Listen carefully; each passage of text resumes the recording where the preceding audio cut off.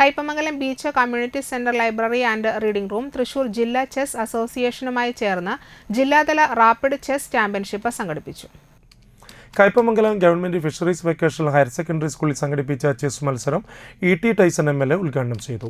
കയ്പമംഗലം ഗ്രാമപഞ്ചായത്ത് പ്രസിഡന്റ് ശോഭന രവി അധ്യക്ഷത വഹിച്ചു.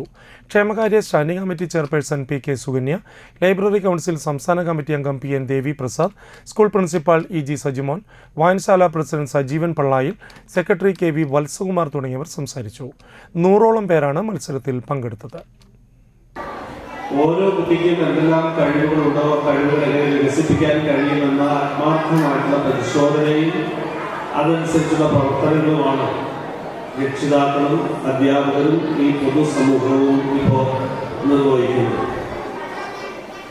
പണ്ട് പക്ഷേ വിനോദത്തിനും അതുപോലെ ബന്ധപ്പെട്ട പ്രവർത്തനങ്ങൾക്കും വേണ്ടത്ര പ്രോത്സാഹനം ഇല്ലാതിരുന്നൊരു കാലഘട്ടം ഉണ്ടായി. ഇപ്പോൾ ആ സ്ഥിതി നന്നായി മാറി.